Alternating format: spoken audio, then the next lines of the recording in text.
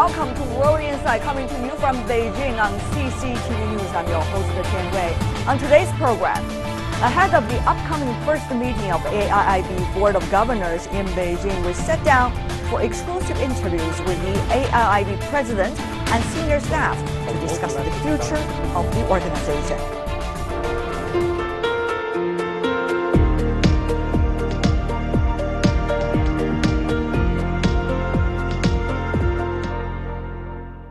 Raising new possibilities regarding old problems with new angles.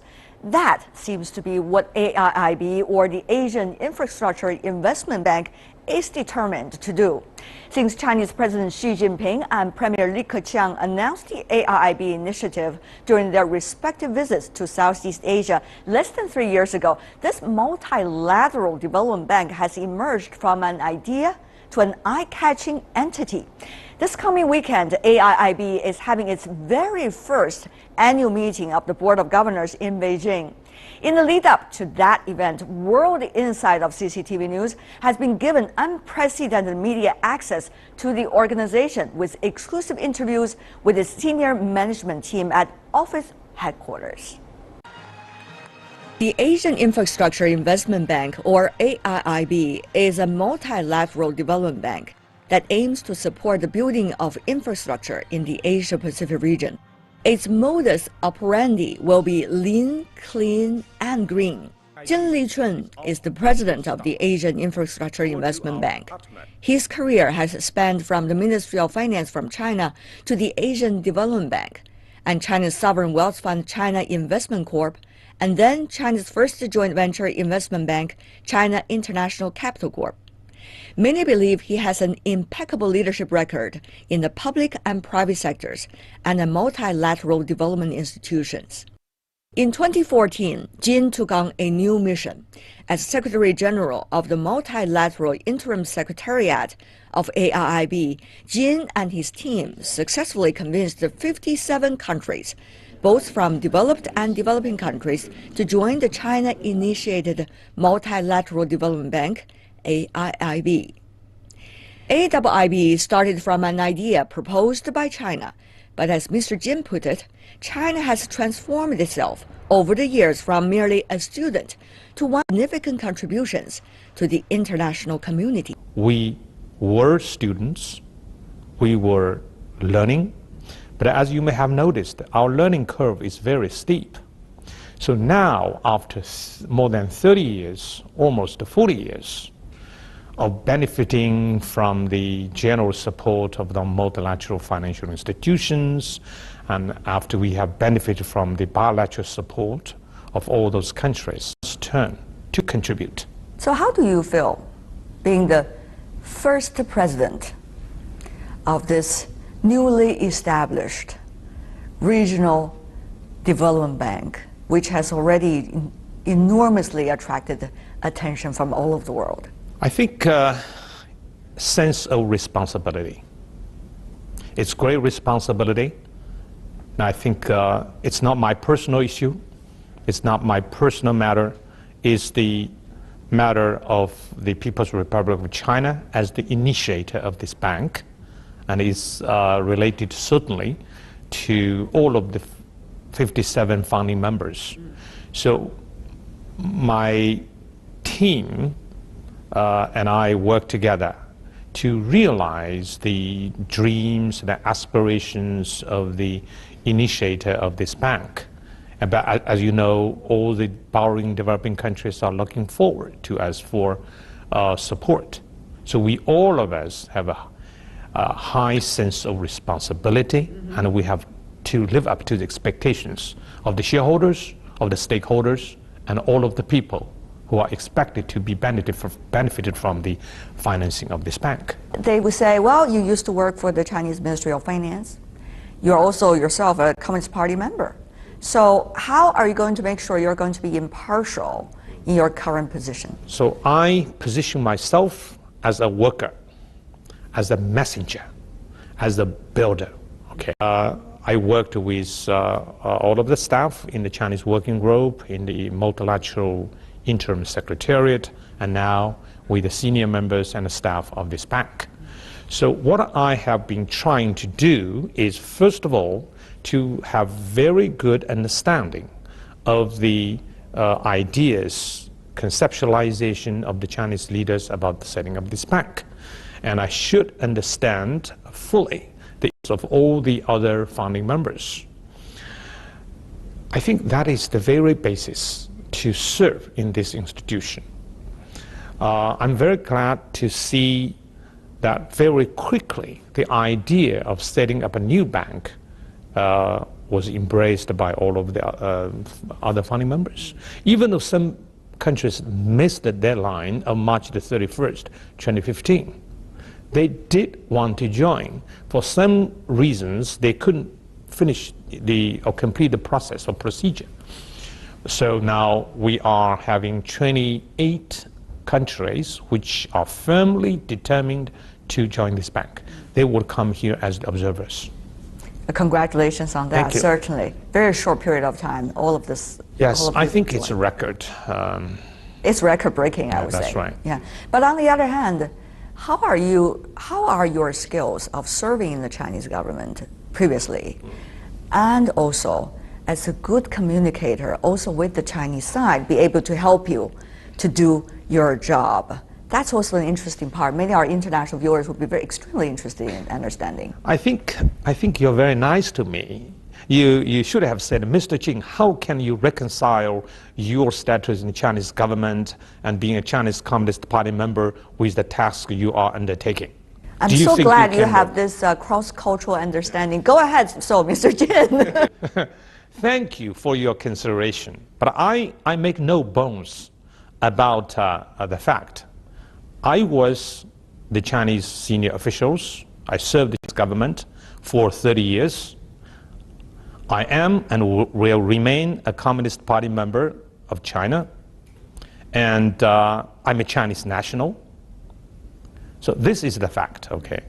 Now I am international civil servant. How can I reconcile my status with 3 dimensions with this new responsibility? It's not actually difficult. I'm not unique. I'm not a special case. There are so many senior management members of the existing institutions. They were government employees, and with certainly their nationality. How they could do it? I also served as vice president of AIIB. My position is the same as all of the senior people in the existing institutions. We serve the institution. We are responsible for all of the shareholders. We cannot serve directly, exclusively your own country. That's not permissible. But then, is it fair that you are getting extra scrutiny?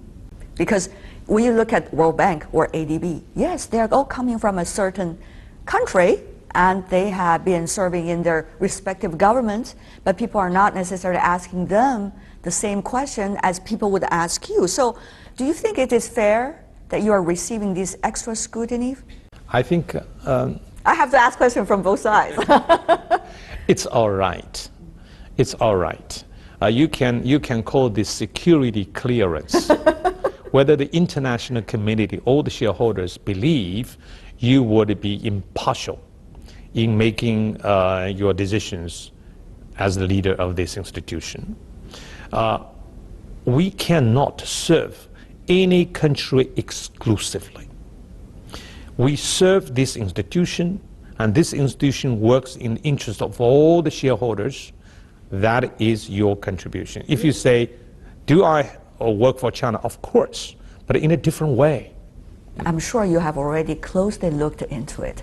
That is the possible competition among different kinds of regional and international development banks. Yes, indeed, we need 10 trillion US dollars for infrastructure building from now until a few years later. But still, most commercially viable projects, everybody wants to get their hands on it. The most social impact these projects could have, everybody would like to have those projects. So what do you make of the apparent increasing number of regional development banks that we're having today. Let me just throw you a few names. I'm sure you know this all better than everybody else. Of course, we got AIIB previously, there's World Bank, the Asia Development Bank. We also have the EU Development Bank coming from Russia. And also as CO, they are trying to establish their own development bank and funding mechanisms, just to name a few. So what, European development banks as well. So what do you make of this gigantic number these days of the development banks? How is AIIB really going to be competitive? Particularly, you're a new kid on the block. You know, when we invited the ASEAN countries and some other Asian countries to join, you know, what's the response? They say it's a great idea because our projects, infrastructure projects, are crying out for assistance. There was a little response. You know why? Because the financial capital, resources of the existing institutions could not meet their needs. Indeed, the outsiders normally overlook this very crucial aspect of shortage of funds. They only see there are big players in this world, so they must be fighting, which is not true. Infrastructure projects are normally very large in size. It's easy to go beyond $1 billion, yes. $2 billion, and it's not a very good idea for one institution to pour its resources in one and same project. That is why right after we were set up, or even before this bank was up and running, we had ideas from the World Bank and the EBRD, let's work together. Because they need this new bank to pour in some of the resources, we can work together. So I don't think actually this is really a problem. If there's any competition, I think it's how efficient we should be. Okay, it's not the projects which would probably snatch it away from some institution. We don't do that. Likewise, in the future, when we prepare some infrastructure projects on our own, we would invite World Bank, EBRD, AIIB, or some AIIB, some other institutions join us. So it's not really this thing. Asian Infrastructure Investment Bank has 37 regional and 20 non-regional prospective founding members, or PFM. All of them have signed the Articles of Agreement that form the legal basis for the bank. The pool of members seems to be growing. At the AIIB upcoming first annual meeting of the Board of Governors, 28 countries will also attend as observers. The AIIB has signed a non-binding memoranda of understanding with the Asian Development Bank, the European Bank for Reconstruction and Development, and the European Investment Bank. This has opened the door for future cooperation. In the half year since the AIIB was established, it has already been working on several infrastructure projects in developing Asian countries, like Indonesia and Bangladesh. Since the early preparation stages, the AIIB has faced the international scrutiny and tough queries, from which the senior management team has not shied away. Here comes the part. Many say it could be extremely challenging to communicate with a country like China. I'm sorry, I have to correct you. I don't think a lot of people have difficulty communicating with China. Some people do, but not all of these people. So don't worry about that. I think when talking about communication, you have to be very sincere when you talk to people. You have to tell them the truth, your ideas, what's going on in your mind, in your heart, and what you really want to do. Okay, that is the very basis of communication. If you are open-minded, if you're transparent, and if you tell your mind to the people, even though those who are skeptics could eventually believe you. There has been some media report that the other founding members, permanent founding members of AIIB, particularly quote-unquote, if I could use the phrase, Western countries, have already worked together in a unity to let the Chinese, who are also an important part of AIIB, to agree to certain kinds of standards and agreements right before AIIB is founded. Do you agree with this kind of perspectives? You're referring to some comments that some Western countries who joined this bank have ordered this institution. That was the word. Because of their role in the setting up of the institution, in the process of the AIIB's Was that true? founding, nothing could be further from the truth. Let me tell you this. China is the biggest shareholder and will remain the biggest shareholder. Before China floated the idea of having this bank, China told the whole world, probably early in the days, we may be holding 50% of the shares of this institution, because China did not expect there were so many countries joining. Now, if you were the biggest shareholder, do you allow somebody to change your ideas about setting this bank? Do you allow this bank to be completely different what you imagine should be? Of course not. I was involved in this whole process. We had a clear idea of what this bank should be. You want to join? Welcome. You want to change this bank to something completely different? Sorry. Here is the door. We make it very much clear at the very beginning. This bank should be the first-class institution with the 21st century governance. We even had the ambition to have this bank as a role model of multilateral development institutions. We will not allow this bank to be set up completely different from our ideas.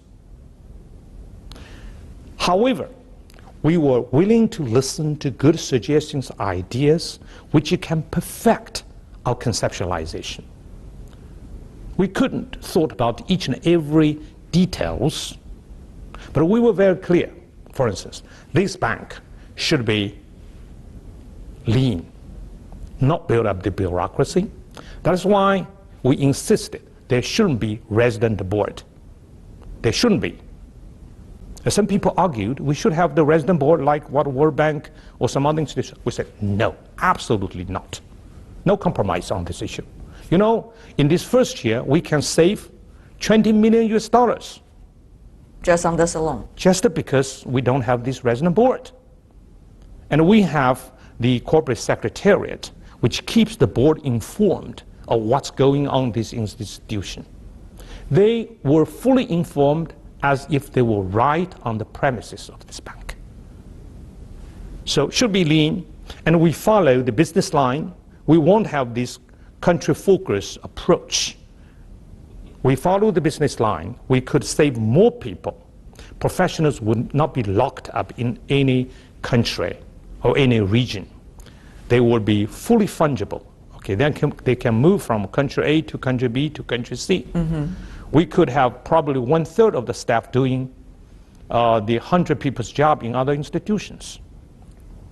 This bank should be clean, zero tolerance of corruption.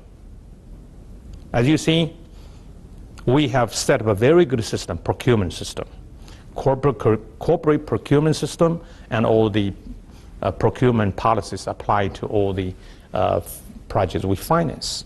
So we were very clear about the shaping of the bank. But certainly we have benefited from all the good suggestions, ideas that permeated the whole process of negotiation.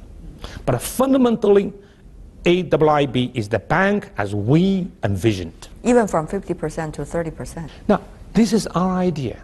Because if you don't have the money, we put up the money. If all countries come money, we reduce our shareholding to accommodate more countries. Now, when we work on the European countries, do you think I tell them, this is our bank? And they say, no, we want to shape it. And I said, you're welcome. Is that true? No, I tell them, this is our bank. This is the bank we design, we imagine, we will build, we will run. And they told me, it's a good idea, we will join. So tell those people who have this kind of nonsense.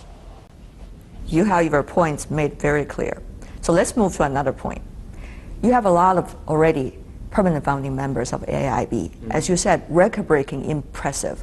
Also, a lot of observing countries interested in knowing where this organization is going to see whether they want to join or not. But Mr. Jin, if I could point out, you still lack of many important members of the G7. What do you mean by many? How do you define many? For example, Japan. For example, Japan is United many? States. For example, Canada. I don't think you're right. I'm sorry. Go ahead. Maybe we don't have the same, mathematics. We have the same mathematics. I would say. But what about them? What I would about say them? only a few countries are not members. These countries are systemically important countries. Okay.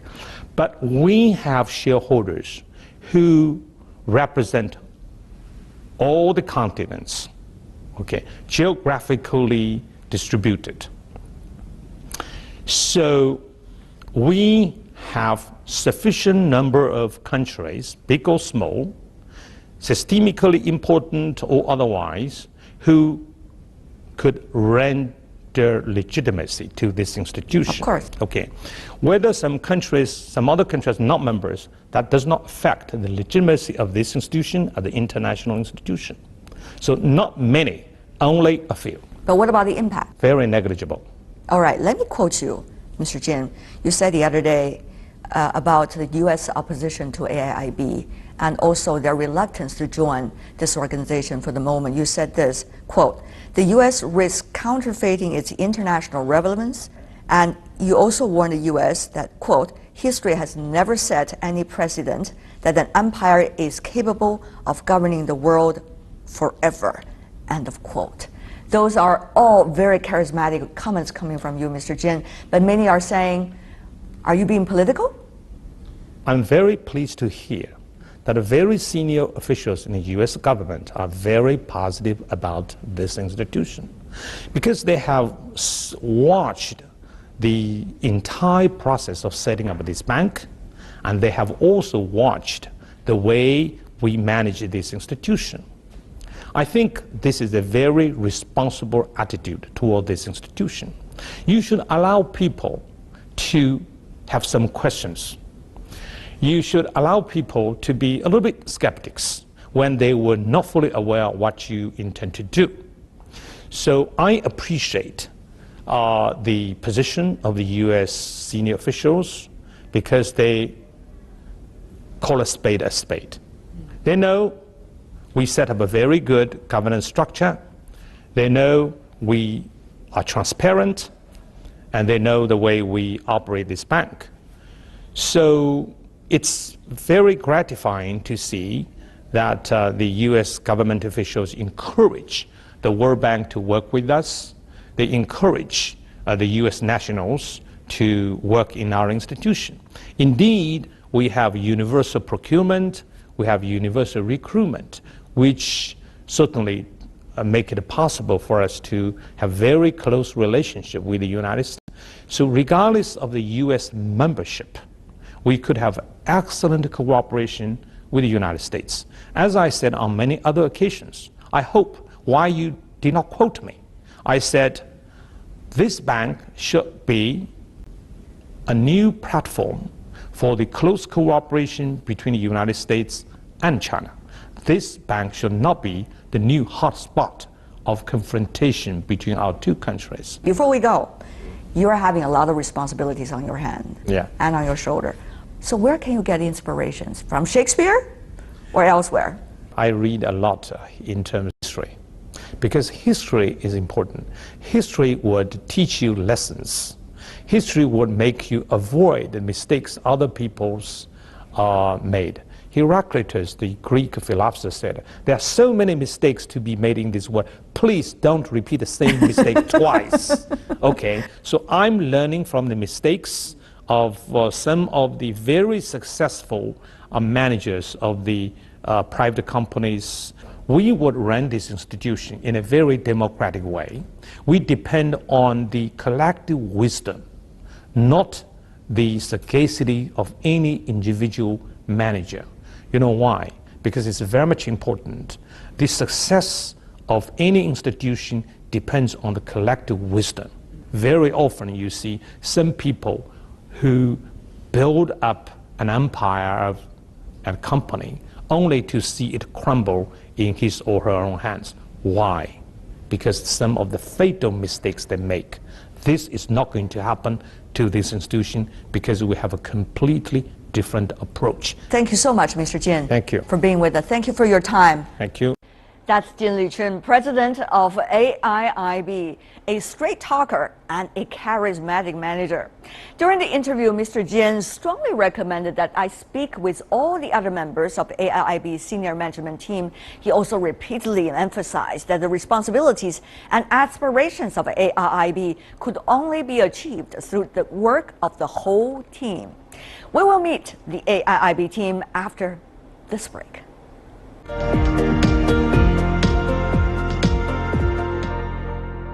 We are focusing today on AIIB. We took advantage of the opportunity not only having an inside-out look at AIIB, but also talking to members of the staff and many of the vice presidents, in addition to the Director General of the Integrity Department. We explored their shared visions and determination for the organization. Before we meet them, let's take a look at the governing structure of AIIB. AIIB's governance structure is composed of the Board of Governors, the Board of Directors, a President, and several Vice Presidents. The Board of Governors serves as the highest decision-making body. It consists of one governor and one alternate governor appointed by each member country. The Board of Directors, composed of 12 governors, each representing one or more member, is responsible for daily operations and tasks delegated to it by the Board of Governors. 9 of those members are from within the Asia-Pacific region, and 3 representing members outside the region. The president of AIIB is required to be a national of a regional member country who is elected by the Board of Governors and may serve up to 2 5-year terms. Vice presidents will be appointed by the Board of Directors on the recommendation of the president.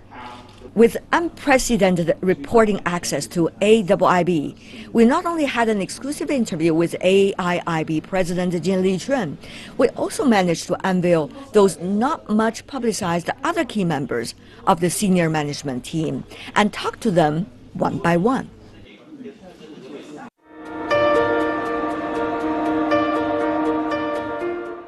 In the UK was the very first from quote-unquote the West or the developed economies who volunteered to join AIIB. Help us to shed on this process, how the decision was being made. Well, I'm very proud of the fact that the UK did take that decision, and in fact I was very much part of making that decision, because in the coalition government I was one of the foremost senior decision makers in that period. And what we saw was that China was bringing forward an idea which was a genuine attempt to create a new multilateral institution. The UK has long believed that many countries working together is the best way to try and solve international problems, economic problems like the need to invest in infrastructure. We, in common with many countries around the world, see investment in infrastructure as one of the important ways to tackle the challenges of building economic growth around the world. But still, some might say developed economies are waiting to see what's going to happen. The United States, Canada, Japan, just to name a few. How important it is, from your perspective, for them to understand the importance of this organization and also to work as part of this organization? But look, we have friendly relations with a whole lot of countries who haven't joined the banks. The Americans, for example, are now very positive about what the AIIB is trying to achieve. They see that this is an organization that has been set up with the highest standards of governance, whose policies match up to other institutions. You know, our environmental and social standards are the same as the World Banks or the Asian Development Banks, for example. And so we will always welcome those countries if they wish to join the bank in future. But in the end, that must be a decision for them as sovereign countries. And the AIIB is there to serve its members, whichever countries choose to join. You transfer yourself from Asia Development Bank, ADB, to AIIB. Why? It's a very good question. I don't think a new MDB is created every day. So it's a very unique opportunity to be, if you like, on the ground floor of a new building and to be with the management team, with the early pioneers, and to work with them to create something. So I think be one of them. And be one of them. So it's very exciting, and I feel very privileged to be part of that group. I worked with President Jin Lichun in AIIB, and so I'm familiar with his leadership style. And one thing which always struck me about his style was that he was always open to good ideas. And I think that is what anybody wishes. When did you work with him? I worked with him in AIIB when he was there for 5 years as vice president.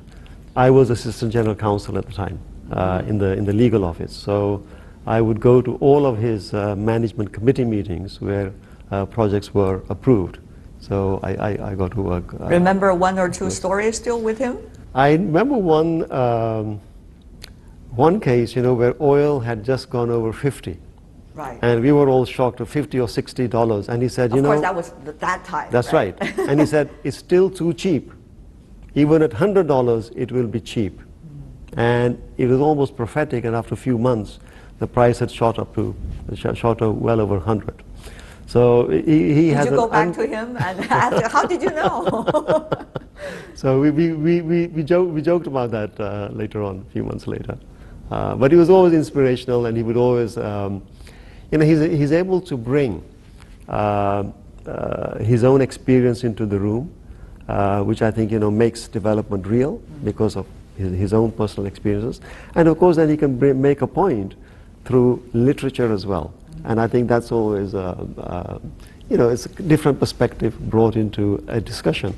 But I think President Jin also is a fan of yours, I guess, because this is what he said in a press release when the CI unit was just being announced. He said this, it is going to play a fundamental role in the bank's governance.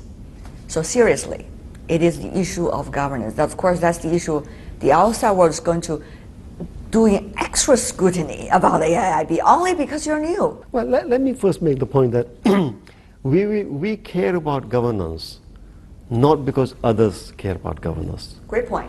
We care about governance because we believe governance is good. That good governance, a well-run institution, is a good institution. That's something we want. Also, we are a 21st century institution. So we need a 21st century governance structure. What I mean by this, if you look at all three elements, compliance, effectiveness, integrity, when the other MDBs were formed, these terms did not perhaps even exist in that sense. When you bring these new notions to an existing culture, it has difficulty. You have to manage people to accept those. We are at a very fortunate juncture, position in AIIB that from day one, we can take these policies, adapt these policies, and make them part of our DNA. And that is what truly will make this bank so different.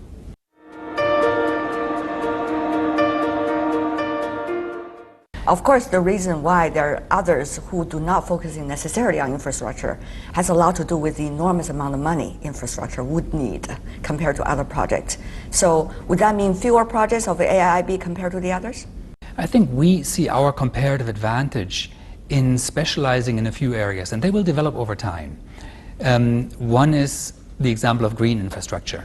So countries clearly are looking for ways for financing sustainable infrastructure that is resilient to climate change, financing green urban transport solutions, and AIIB can be an important player in this area.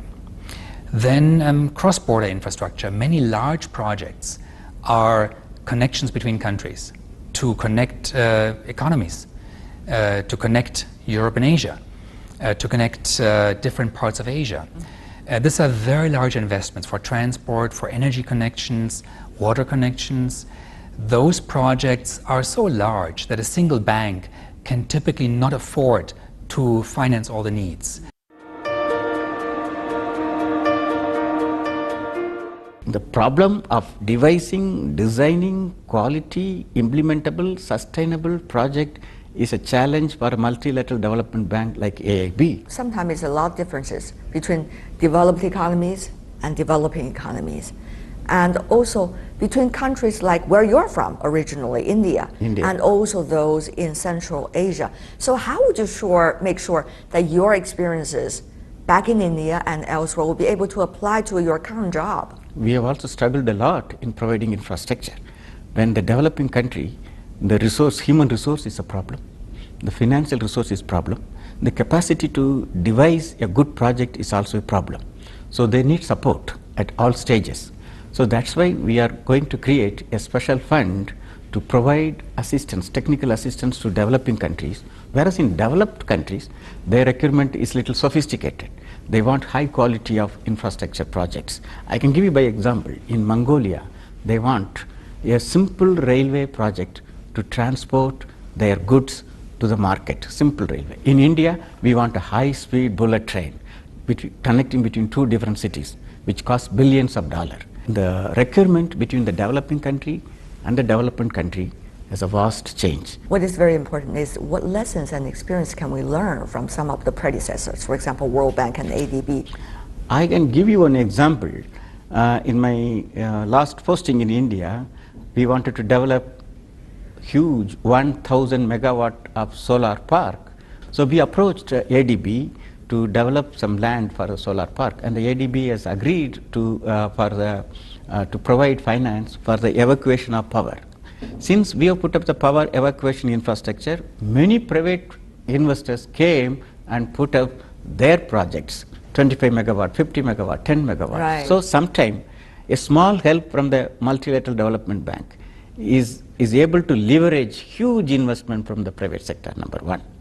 The other lesson learned, which weaknesses from these multilateral development banks, but they take a lot of time. They have a lot of conditionalities, a lot of policies to be complied. One way it is good, but if we can expedite this approval process a little bit, then it is good for many people who are implementing the project. So AIIB will be faster enough in expediting giving various approval.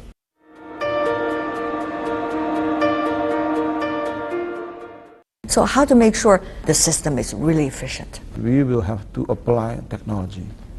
We will apply IT system that really, or basically will improve the quality of the transactions or maybe decision-making process. Right. Maybe we start with the transactions because some of the transactions is very standard. But if we do it manually compared to automatically using ID, much faster in ID.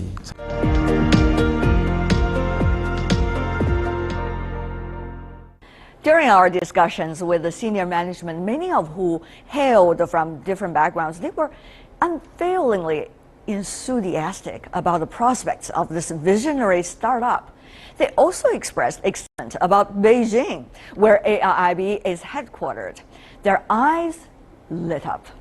Take a look. The experience of China over the last decades is so important and so unusual that the opportunity to live here and actually feel what Chinese development has brought about, how it has come about, is a wonderful professional and personal opportunity. Beijing is a very great cultural city. I will enjoy. Of course, I will miss my homemade food, but in India, Chinese food is very famous. But the original Chinese food I am getting here, so I am not going to miss anything. You have a lot of mosques in Beijing, so I can do a prayer on Fridays and so many recently halal food, Islamic food. So it's really convenient. I actually come from the Highlands of Scotland, so I grew up in a very country area, you know, in a small village, in a small rural community in the UK. So London was already very big for me. Now Beijing is even bigger. So I'm also looking forward to getting to know some of the Chinese countryside. I like to hill walk and go fishing. For me, my last 4 years were about worrying about China and AIIB. So I traveled a lot around China, looking at AIIB's projects in China. Of course, I will not be traveling so much in my official capacity around China. So I'll be sitting in Beijing and worrying about projects elsewhere and making sure that they conform to the highest principles which this bank has set for itself. And that's our exclusive interview with senior management team members of AIIB, or Asia Infrastructure Investment Bank. From an idea to an impressive multilateral development bank, it took a record-breaking less than 3 years. Many contribute that to the rising momentum of development in Asia and the enormous amount of needs of infrastructure in the region and worldwide. But in addition to speed, people will expect it to perform, and perform well. It will have to be lean, clean, and green. That's a lot of work and responsibility. And that is all the time we have for today. This is a special edition of our program. If you'd like to see more, visit our website. Just type in World Insight CCTV News into your search engine. You will be able to find us. Or you can also check out our YouTube channel. From me, Tian Wei, and everyone at the World Insight team, thanks for watching. And tune in again next time for more insights from across China and around the world. Good night.